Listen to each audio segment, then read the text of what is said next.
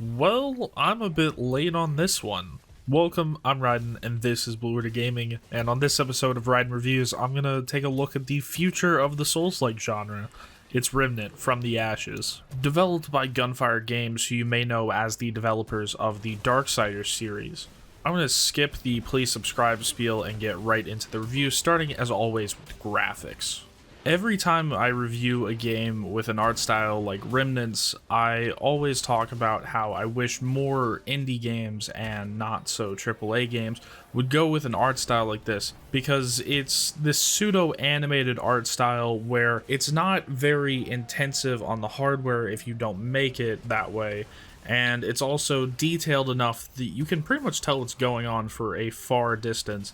And that's pretty much the case here, although there's a few technical issues that I'll talk about here in a second. But overall, I like the way that this art style looks, except for the way that it's implemented on Earth. Here, it just looks bland and uninteresting, and it's just a bunch of buildings that are forgettable over and over again, and that's saying something because this game made a swamp look interesting, and that's quite a feat. Moving on, I feel like I need to bring up the excessive amounts of particle effects that this game uses.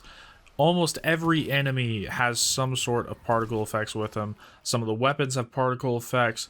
There's just particle effects all over the place, and for once I actually don't mind it that much because it doesn't seem to be that much of an FPS hit whenever there's a ton of it, and it's kind of cool to see this around the place. It's not something that you see that often, especially in this big of a use, and it's just nice to see that somebody knows how to use particles. Next, let's move on to talking about the technical aspects of the game, which is kind of all over the place. With an i7-7700 and a 1070 on ultra settings, my frame rate was jumping between the upper 80s and the low 40s, depending on how much of the world was in view. The amount of enemies didn't really seem to affect it. After dropping everything down to high, though, I was able to keep a steady 60 FPS with only occasional drops to the upper 50s. All of that goes out of the window, though, if you have a bad connection to a host. The worse the connection, the lower the frame rates. I've been down as low as the mid-20s for frames, and the game really never reached a stage of being completely unplayable, but I definitely wouldn't call it smooth, and there's been times when it's been bad enough that I've had to leave the host. Next, let's move on to sound, music, and voice. There is one part of the sound effects that I need to bring up because I have not heard anybody talk about this, but it's specifically the sound cues in this game. Typically, with Dark Souls and other Souls-like games, the cues are visual so that they can convey timing and direction of where you need to dodge. Whereas when it comes to Remnant, the cues are mostly audio-based because they don't need to imply which direction you need to dodge. That's simply because you are given a ridiculous amount of iframes whenever you dodge compared to almost every other Souls-like. The sound cues here are really good because you can hear them get closer, and that in turn gives you better timing. This does only go so far though. If you're fighting a whole group of enemies, it can be at times very difficult to hear each of the cues, and add on top of that enemies can be behind you, they could be above you, in front of you, every direction around you, and it can kind of get overwhelming.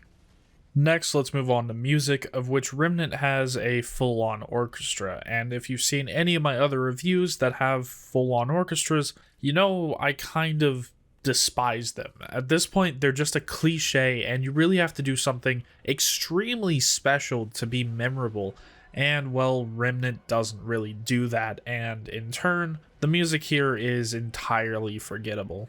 Now, I'm not saying that the soundtrack is bad. The orchestra actually sounds pretty decent. I'm just saying it's kind of forgettable, and in fact, I'm gonna forget it in T-minus 10 minutes.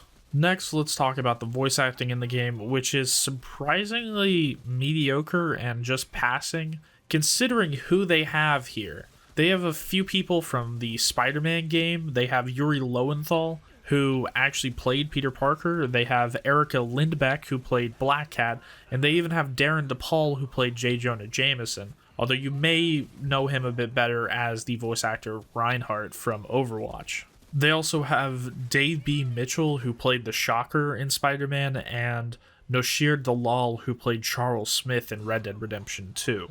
This is one of those cases where it's not really the voice actor's fault, they just weren't really given much to work with in the beginning, which I'll talk about in the story section, which I might as well transition to now. And oh my god, the story here is the worst story I think that I've played all year. I normally don't do this, but to demonstrate just how half-baked this story is, I'm going to have to spoil it. I'll leave a timecode on screen now so that you can skip to it if you don't want any spoilers. That should be enough time. Now let's get into it. It starts out with you being sent on a journey to this tower that you aren't really given much information about to stop the end of the world.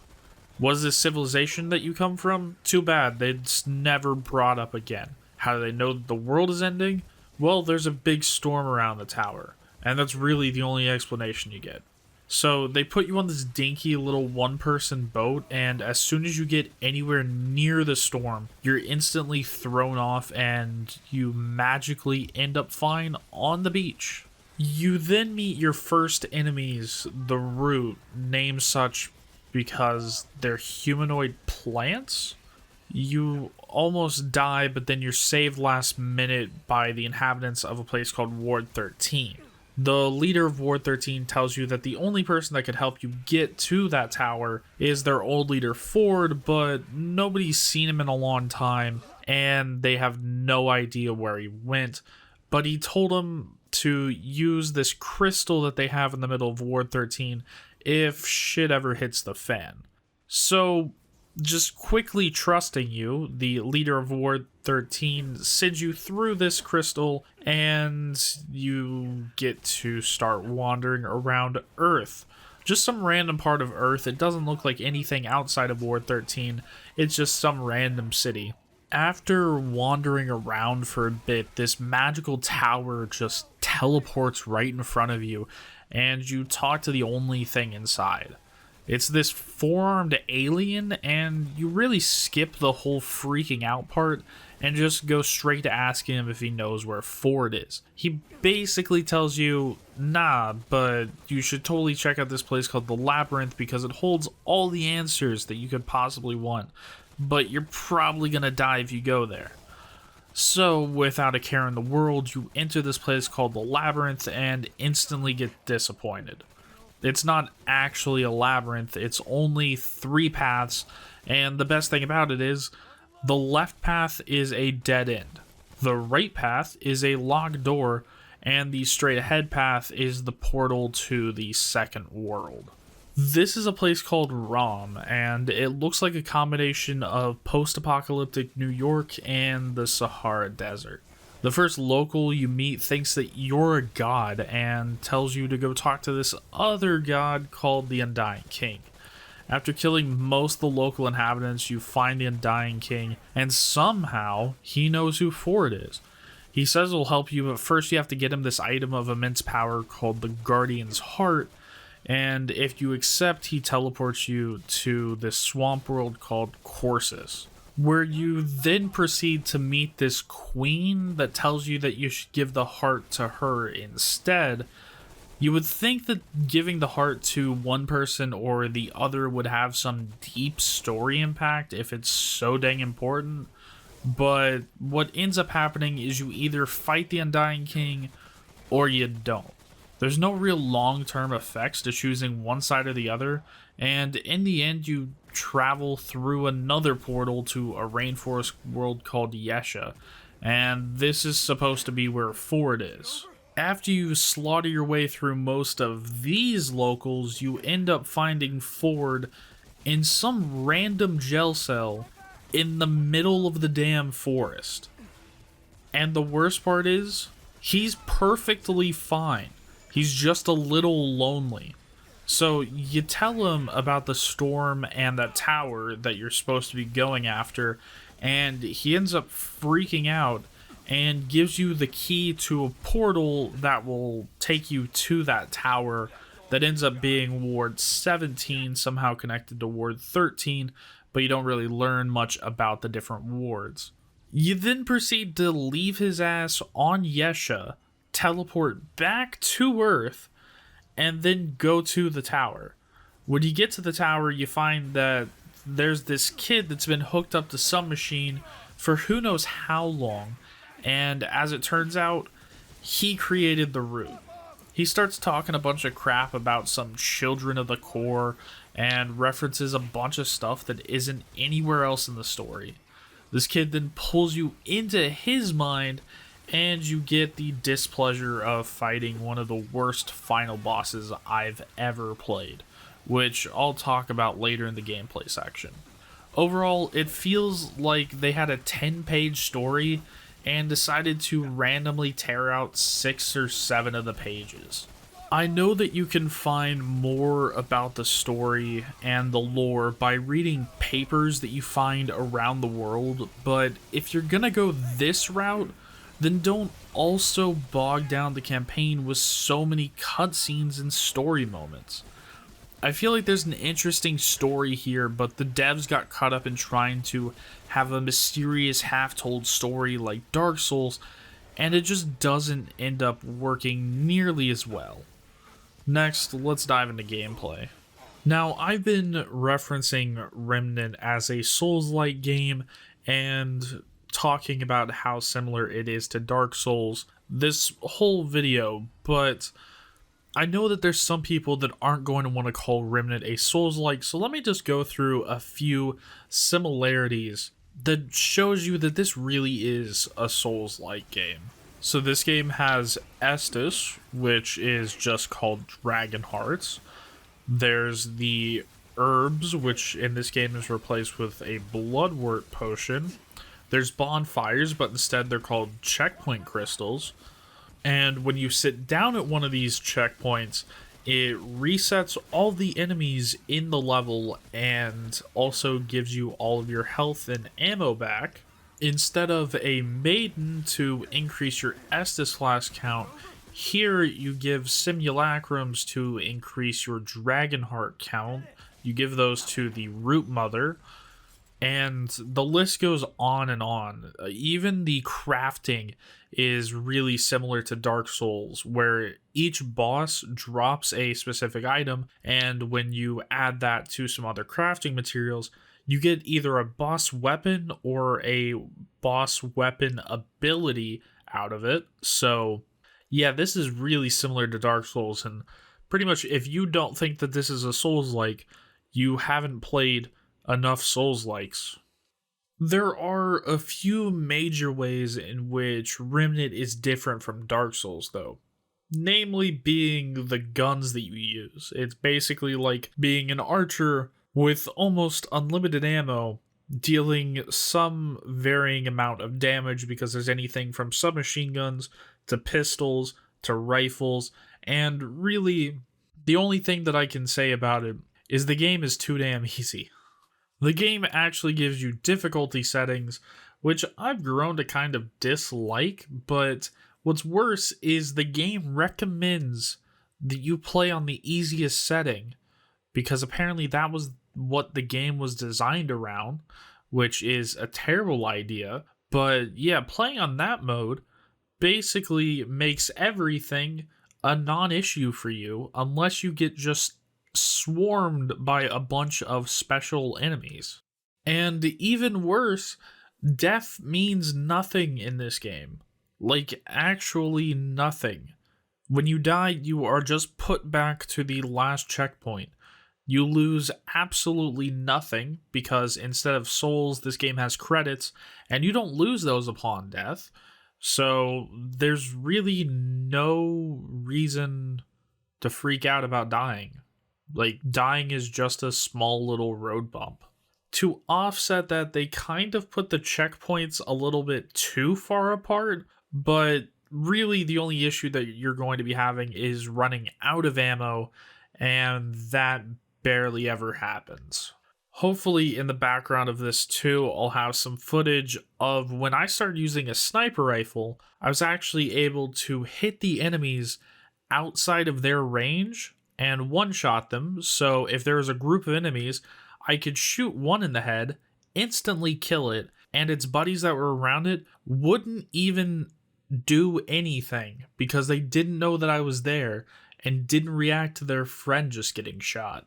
It may sound like I'm saying a bunch of negative things about this game, but I don't know really what it is, but I constantly want to keep playing it. Case in point being that I have almost 100% completed Remnant. I have gotten every single achievement. I'm only missing one gun and just a handful of extra accessories for my character, and I've reached about halfway through max level, which I feel like I should talk about leveling in this game because it's different than almost every other Souls-like. Actually, it's pretty much different than any other game that I've played ever, and it's actually really good. So to give a quick rundown of how leveling works here, whenever you get kills or complete a quest, you get experience. And for every 1500 experience you get one trait point. That trait point is then used to level up traits to a max rank of 20. You start the game with 2 traits being increased health and stamina, and there are 30 other traits in the game that you can unlock by meeting certain requirements, such as unlocking the melee damage boosting trait by leveling up melee weapon to max rank. With 32 traits in the game that can each be leveled up 20 times, that means that the max rank in Remnant is 640. Because of the amount of XP that is required to level up is the same all the way from level 1 to 640, the leveling process goes quite quickly, and I have roughly 50 hours in the game and I just passed level 400. There is room for improvement here though. The game never tells you what traits you're missing or how to unlock them, and this can get a little annoying when trying to unlock some of the harder traits such as sleight of hand, which requires 100 kills with 10 different weapons. That sounds really simple, but then you find out that some kills count and others don't, and also apparently joining other people to help them out can actually end up hurting your progress towards that trait, and it just gets all kinds of convoluted. I kind of wish that they would just add in a progress bar for that kind of thing, but that is kind of the worst example of all of them. To finish up this section of the review, I think I need to talk about the AI. It's just plain bad. I'm not talking about the boss AI here. The boss AI is generally pretty good, but for the general kind of enemies that you're going to be fighting against, it's the polar opposite. It's really terrible. If they're a melee unit, they're running straight at you, and it's just so easy to get headshots. They go down so quickly. They're just slight nuisances. And for an enemy that's trying to shoot you, half the time they're standing out in the open, and the other half of the time they're running from cover to cover, and then they're standing out in the open to try to shoot you, because apparently they don't know about shooting from cover. Then, like I was talking about earlier, the boss AI is perfectly fine. It's a bit simple compared to some of the more complex bosses in things like Dark Souls or Neo, but at least it's not the general AI here. They actually have strategies. They don't just stand out in the open. They're actually doing something, but geez, the normal AI that you fight can be brain dead at some points. I think I've been going on for long enough, so let's get to my final thoughts and give this game a score. I've been pretty negative on this game, and it's kind of weird because I know what score I'm going to give it, and that really doesn't reflect how negative I've been on the game. This is great for some mindless fun, although I'm definitely not coming to Remnant for the same reason that I'm playing many other Souls-likes. Here it is a bit more of the mindless fun than actually having to think about different things such as stamina consumption and other things like that, where enemies might be hiding.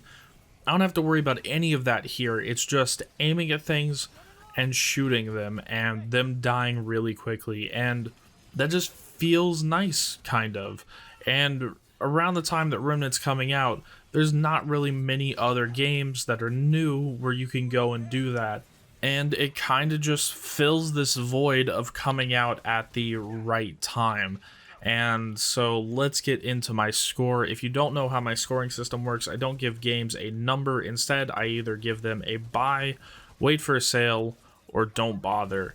And for pretty much most people, I'm probably going to have to put this somewhere in between buy and wait for a sale. This is the first time that I haven't given like a definitive score, but if you want some mindless fun that is occasionally going to be difficult and just killing things, playing with your friends, stuff like that, then this is definitely worth a buy. But if you're going into this looking for somewhat of a more traditional Souls-like, then you're not really going to find that here, and then it would be more of a wait for a sale. So you just kind of have to have your expectations set. This is a $40 release, so you can't expect AAA games at that price point. So for most people, this is probably going to be a buy, but if you're looking for something that this game just isn't, then you're going to want to wait for a sale for this. And that's all I really have for this review of Remnant from the Ashes.